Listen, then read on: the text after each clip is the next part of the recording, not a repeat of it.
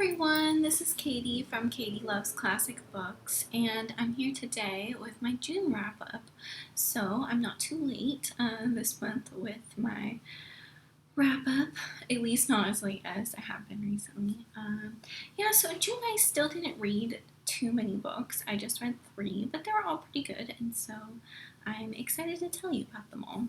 So the first book I read in June was The Enchanted April by Elizabeth von Arnim, which was published in 1922, and I gave this 5 out of 5 stars on Goodreads. So, this follows 4 English women who are leading rather unsatisfactory lives, and when 2 of them see an advertisement in a newspaper to rent an Italian castle on the Italian Riviera, they all decide to split the cost and go and stay there for the entire month of April.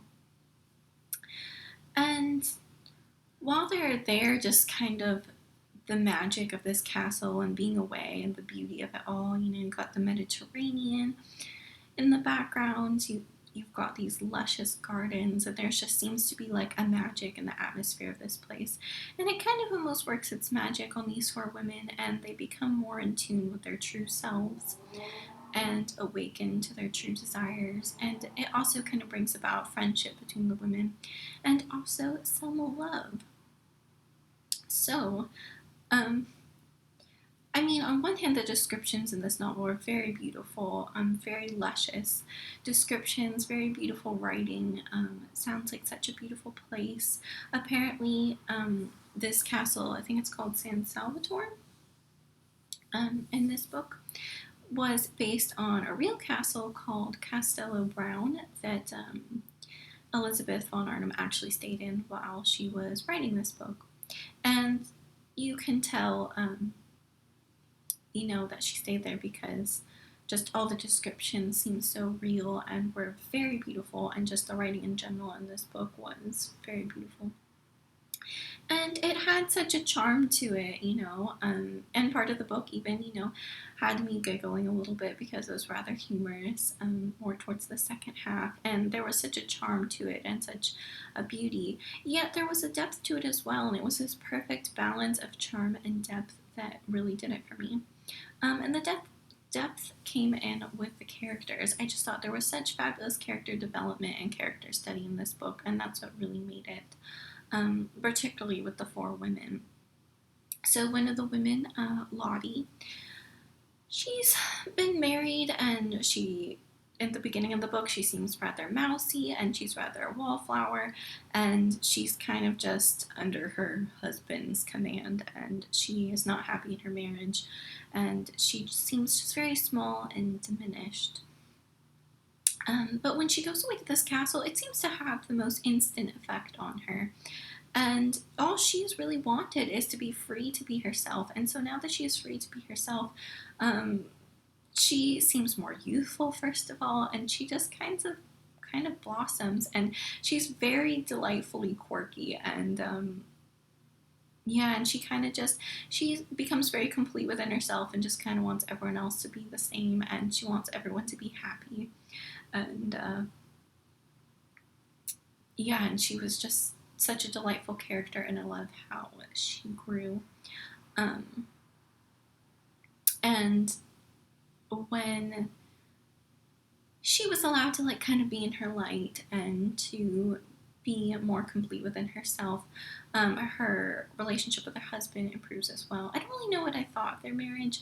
It seemed to work better when she was allowed to be herself, which is a great message, but still, and it was much more amicable and nice and all that. And I don't know, it was okay. I just feel like in today's times, it probably would have been better for Lottie to divorce him maybe and be by herself, because I feel like that was her real desire, but still interesting. And then another character, Rose, she's also married, also unhappy.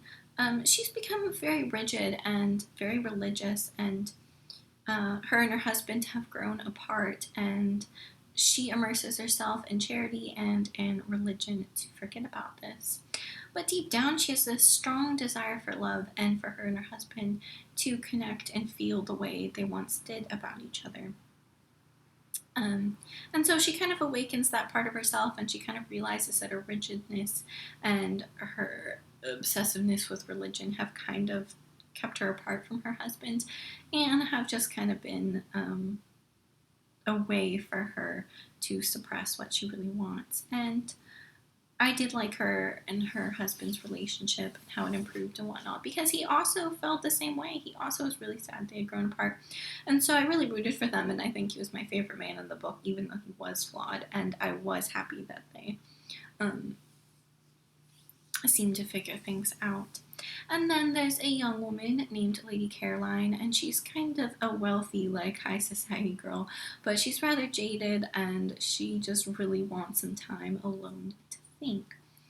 And so, as she has this time alone to think, she finally gets to connect with herself. She feels like she's never really taken any moments to think. Her life is always busy, people are always fussing after her. She kind of has everything she wants, but she hasn't really had time to think deeply and really think about herself and about life and connect with herself in that way. So she is given the opportunity to do that, which is good.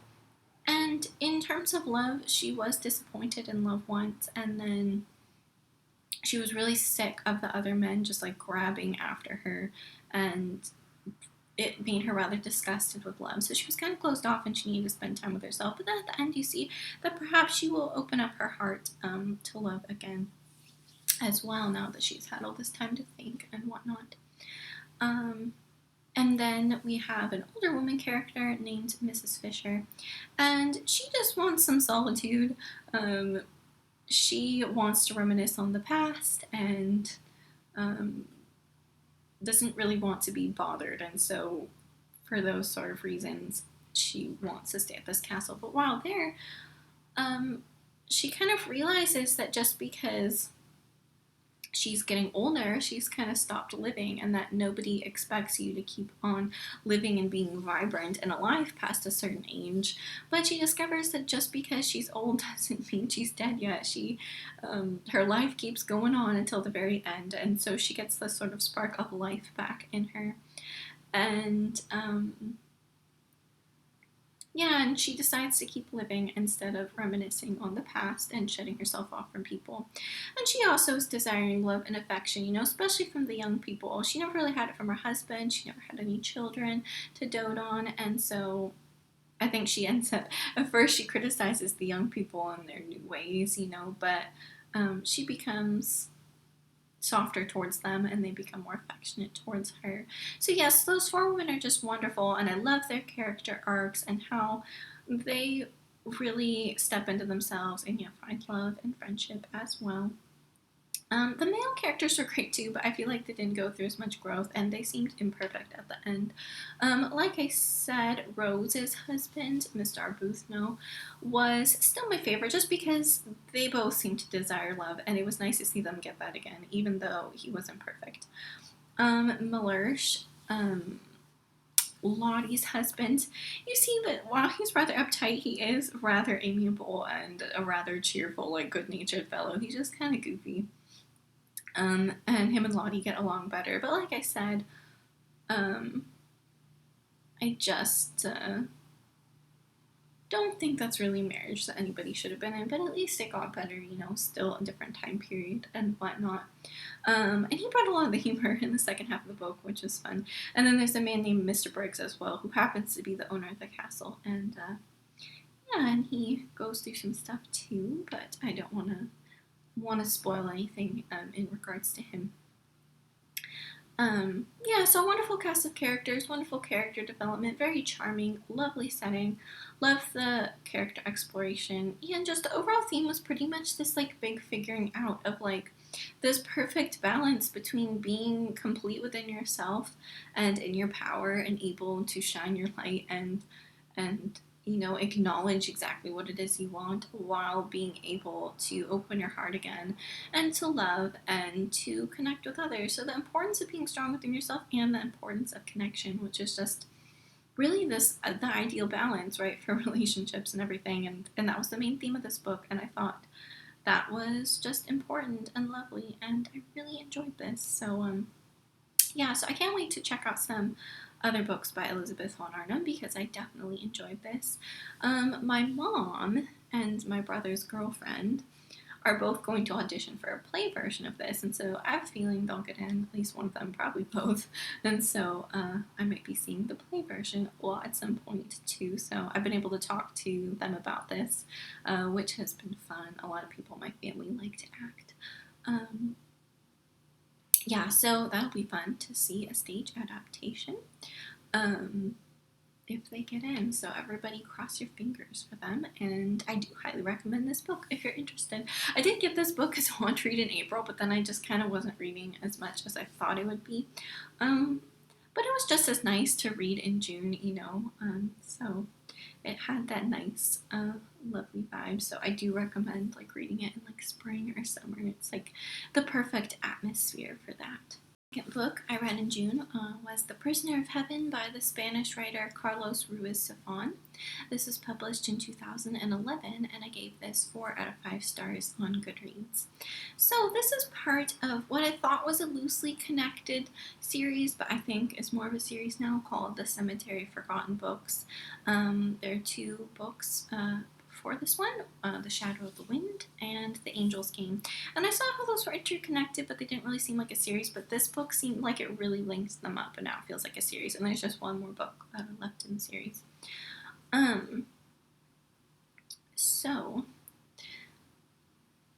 This book, it starts out in 1957, Barcelona. We follow Daniel, who's the main character in Shadow of the Wind, and he's older now. He's happily married. He has a son, and he is working in his family's bookshop. And one day a mysterious stranger comes in who knows his friend Fermon from the past, and that kind of spurs Fermon to tell Daniel about when he was imprisoned and kind of some of his past, and you find out more about these characters both in the present and some events in the past. And not just on a personal level, you just kind of, this book shows a little bit more of what was going on in mid-20th century Spain and kind of under Franco's dictatorship, and just some of the horrors of that, and kind of fascist type governments in general. So, I really enjoyed this book still, but it wasn't a masterpiece like The Shadow of the Wind and The Angel's Game were. Both of those were masterpieces in their own right. And this was really good, but it was not a masterpiece. It did seem a bit rushed. I just feel like it linked up those books and gave us a lot of good information, and it was still nice just to get back into this world. I mean, Carlos Ruiz Zafón has created just this very atmospheric mid-20th century Barcelona, and it's just so palpable, like the scenes and the feeling of it all, and the feelings of the characters, and are just really good. So it was nice to revisit that, and it was nice to, revisit beloved characters and to find out more about them. And there were some brutal things you find out in this book, but then some of the characters get, happy endings that they deserve, like Daniel and Fermon, especially when it comes to love. And I feel like that was a little bit rushed, and you could glaze over and be like, oh yeah, that's nice. But then I guess I appreciate it because looking back, a theme in the earlier books were kind of, especially Shadow of the Wind, was kind of not making the same mistakes as those that came before you, because a lot of the characters in the past in those books, their love lives and their lives ended very tragically and sad, and there was a lot of unquenched desire and a lot of pain, and a message for Daniel in particular was to not make the same mistakes as those before him, and to try to run after all the life and love he possibly could. And so you see that he, gets that in this book, and even Fermon, after his hard life, gets that. So even though the happy endings are rushed and kind of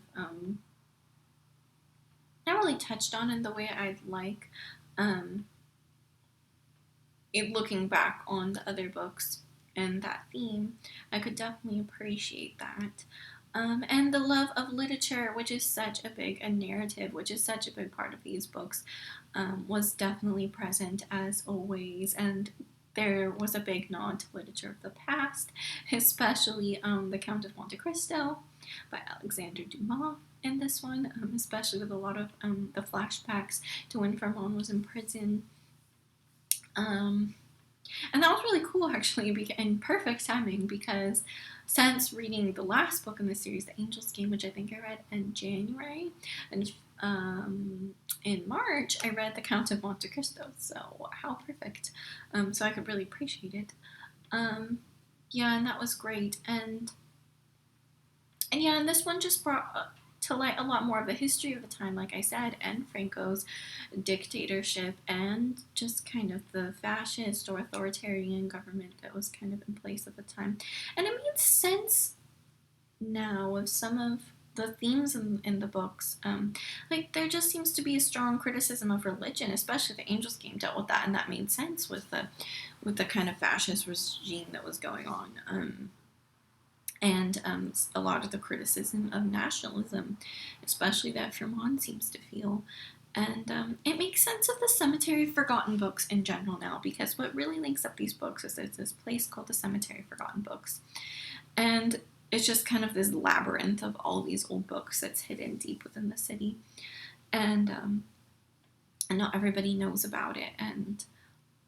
And like, when you go there, you can like choose one book, to keep, and you can go and put books in there that you don't want to be forgotten, that have been out of print or something.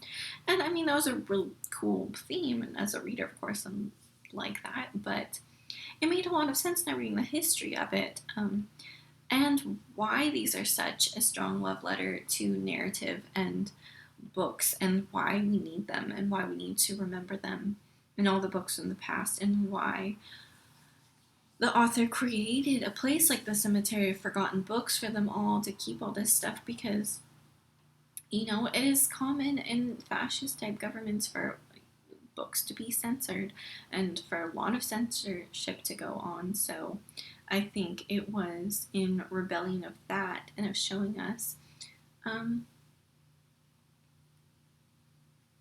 just how important books are, and knowledge from the past and where we have been. And so these books themselves are a powerful reminder of the power of narrative, and to show a part of Spain's past. But not only that, within them they show, the power of other narratives, and keeping books alive, and just it's important we don't forget literature of the past. And being a person who loves classics and all that, and does feel a sense that I need to I don't know, just get in touch through reading with all these different time periods, all these different issues, and all these things that have happened, and all these different feelings. I do feel a need to keep it alive, even if some of it is, like outdated, or the viewpoints are negative. It's important to remember that things were once like that. I don't know, it's just, knowledge is important, whether it's of good things or of bad things, and narrative is so important and powerful, and can be used for ill as well. So we found out in The Angel's Game with religion, and how religion is just these narratives that are so powerful that people kill and die for them. So I love the powerful theme of books in these books, and it was interesting finding out more of the history of this time period, as well as the personal stuff, and revisiting beloved characters and all of that, and just seeing how things link up.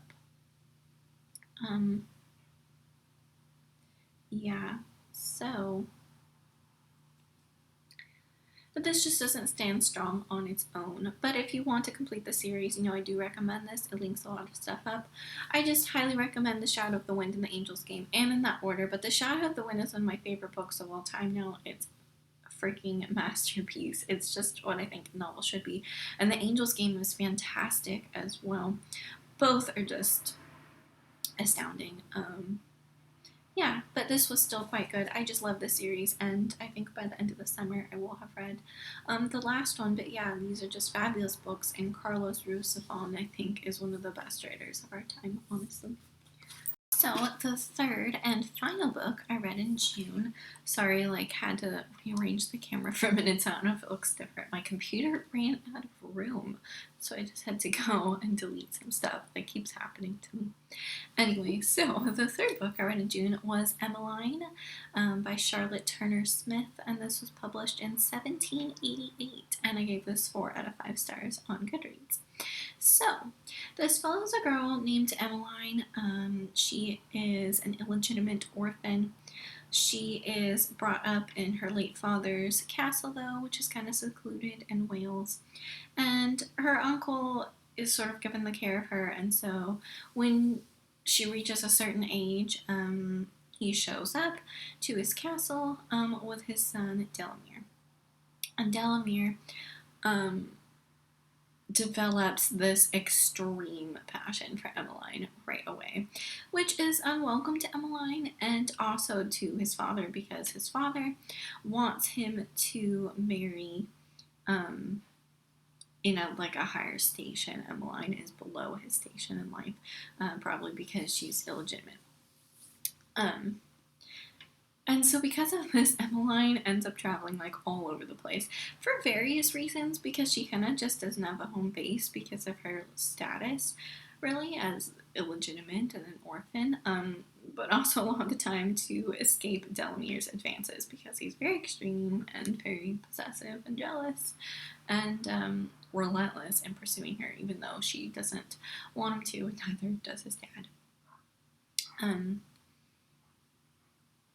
Yeah, and then Emmeline makes 2 strong female friends, a woman named Mrs. Stafford and another lady named Lady Adelina, and they both were married very early and have very unhappy marriages, and they kind of serve as an example to show Emmeline, what could happen if she falls into an early marriage and some of the downfalls of that. So she has these great examples, basically.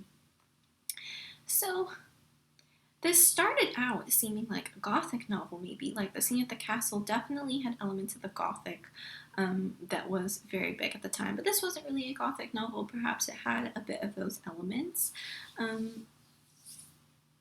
for, that genre. It started to be big at the time. It mostly was one of those 18th century novels of sensibility and courtship that became very popular at the end of the 18th century and were kind of precursors to Jane Austen. And those sorts of things are very fun, and there's a big sense of melodrama and soap opera-ness and a good deal of romance, and there was a lot of that, and that is fun. But what made this better was that it wasn't just that, it had a lot of criticism of this society, and I think that's what made this so good and interesting. So let's see. This novel did criticize the aristocracy in some respects, just kind of showed how greedy they were and just so caught up with continually advancing their financial and societal status, and especially how that affected women. They definitely criticized how the upper classes kind of treated their women and their wives and their daughters, and how women really had no rights at this time and were basically considered property, had all this financial dependency, and how they would marry off their daughters so early, usually to men of their choosing, in order to up their financial and social status, and just the ramifications of that. And Charlotte Turner Smith really criticizes that. I found out she had a very brutal marriage, and so she kind of puts some of her own experiences in this book through the characters and in her criticism of this patriarchal society, of early marriage, of marrying for the wrong reasons, maybe a little bit of marriage in general. Yeah, so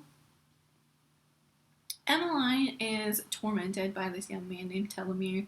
And Delamere seemed, honestly, a character that, what do you call it? seemed very realistic, even in this day and age. Like, obviously, it's more ridiculous, and there's that sense of melodrama again because it's the 18th century and it's a novel of sensibility in a way. Um, but his jealousness and his possessiveness and stuff like that, like, I've definitely known some Delameres in my life, and so I was like, oh, well, that actually is kind of realistic. Yeah, it just shows the awfulness of that type of man, but that we haven't really even gotten away from that, like, in some respects. But Emmeline is shown these wonderful examples that help keep her strong of her two friends and how their marriages went. Mrs. Stafford, her husband, has landed them in an intense amount of debt, and that is very rough on her, and she does more of the practical thing, which is very admirable, and really tries to straighten out her husband's affairs, and is just, kind of left trying to figure out the ruins of it. And she has a lot of children whom she really loves, and so she does this, for the sake of her children. And you just see the circumstances she ends up in because she's financially dependent, but her husband, has spent all his money on this stuff and gambles and has ruined them, and, she wants the best for her children. So I see her picking up the pieces of that and how that marriage has gone, and then you see a different way a marriage can turn up with Lady Adelina, and her husband's also a drunk. I think he also ends up in debt. She doesn't have children, though, thankfully. She's more emotional, and whereas it's practical, like Mrs. Stafford. And because she doesn't have children, she ends up having an affair with another man whom she really loves. But that doesn't end well because she ends up getting pregnant out of wedlock with this man. Yeah, so you see these two different situations and how they go, and Emmeline both helps them with their problems. And you're shown, they're showing Emmeline, if you end up in marriage, look what could happen to you, with the wrong man and too young. And there's a lot of sympathy for those female characters. Obviously, Mrs. Stafford, she's very admirable, she's very practical, she wants to do the best for her children. And you admire that and feel very bad for her. Lady Adelina, you feel very bad for as well. And I thought there was a lot of sympathy for a woman to have a baby out of wedlock in a novel of this time period. And for there to be so much sympathy for her, and she basically probably is going to get a happy ending at the end. She goes through a lot of drama, but she probably is. And I feel like that was a huge deal. I don't know. Yeah, for this time period. And I'm used to more, I haven't read as much 18th century literature, 19th and 19th century literature, the Victorian era and all. It's a lot more prudish, maybe I would say. And I feel like they would not talk about somebody having a baby out of wedlock in as much detail as they did, or as this author did in here. I do find the 18th century a little bit more rowdy and a little bit more racy, and indulgent than the 19th century novels that I've read, so that was interesting. Lady Adelina carried a lot of the melodrama, and sometimes it got really over the top, especially by today's standards, but yet she still really served as an example of the double standards for women in this time, and she suffers physical and mental breakdown because what she's gone through, because, if anyone found out, her reputation would be lost. Her reputation is a big deal in this time, and she feels a tremendous amount of shame and guilt, and she still desires the man she loves, and that makes her feel a tremendous amount of shame and guilt, and she feels like, she can't have the happiness she wants. Maybe she fears for, well, they kind of figure out a way to make it okay for the child, but still, it's very difficult on her, and it really wears on her. And so while there's a lot of drama with her that seems very, overdone, you also feel very bad for her, and in the context of the time, she really serves as an example of the male repression and repression of her sexuality and the double standards and all of that. So those two female friends were very interesting and served as great examples to Emmeline. And Emmeline is kind of the one exploring all of this, and we explore it through her and see what's bad about this world and what not to do, perhaps. And she does have a lot of the typical virtues of a woman at that time. She's pretty, she's virtuous, she's pure and good. But she's also a little bit stronger. She is those things, but she also speaks her own heart and mind at some points in a very calm, cool, and collected way. But she still does. She still has these moments where she stands up for herself. Which was nice to see. And she does heed her friends' examples, and she does ultimately make a good choice at the end of the day. But she does struggle, between the expectations of the society and kind of the male care she is under and her own heart. But she does end up figuring it out. And she does end up falling in love with a man who seems like a much better match for her, who she seems to truly love. He seems more grounded. He's not controlling, and him and his brother, who also is a big character in the book, they seemed like much better men in this society, and they kind of use this power and control that they do have as men in this society. Instead of controlling the women, they use this power to help them out and to protect them in a way. And so that was nice, and it's nice Emmeline could find that. I doubt that many people, women at the time, could find that, but of course it's possible. Emmeline did have rather a fairy tale-esque ending, and perhaps it would have packed a bigger punch if she didn't, but still I think everybody wants the happy ending, and I still think it made its point. But like I said, she does find love that seems like better. She has a lot of financial dependency issues, and she's illegitimate stuff, and a lot of that stuff gets cleared up, and so she kind of does get it worked through. Yeah, there was also the sections that, because this was just set all over the place, and there were some sections that were more set in like a wild country setting, and those descriptions are beautiful, and I wish more had been set there, because Charlotte Turner Smith really showed that she was wonderful at creating atmosphere and nature description. And it's contrasted with like London and like places more in London, and that's an important contrast, because she kind of shows that the people, society could say, in the metropolitan areas, you see how frivolous and conniving they are compared to like the naturalness of the country world. And Emmeline is born in like this secluded castle, so she seems to have this natural humanity and even just like a better intellect than the conniving, frivolous, people in a society or in like the metropolitan area. So that was an interesting comparison as well.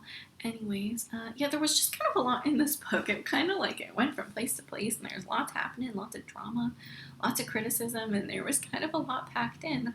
But I enjoyed it. It was a very interesting novel for its time period. Like I said, it has its silly moments, which were kind of fun.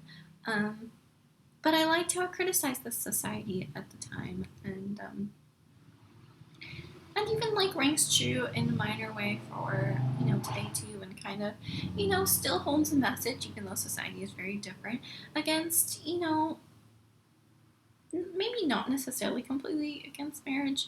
I'd say just like marrying the wrong person, or too young, or like binding yourself in such a way, and what could happen. There's a lot more freedom now, but still it still speaks like against that, and of doing things for financial or like social reasons versus from the heart.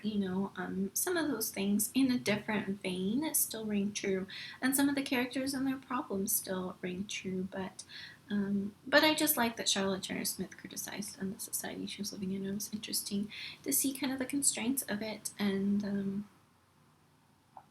all of that. I don't know, it was a very interesting 18th century novel to have read, and it's pretty obscure, and it's so obscure that I can't even remember, like this was like kind of way back on my to read list, and I can't remember where I came across it or why I wanted to read it, but I saw it and I'm like, I don't know, we'll see why, and I can't remember why, but I'm really glad I read it, because I still think it's one of my favorite 18th century novels, just because it really, criticized the society, but yet was enjoyable.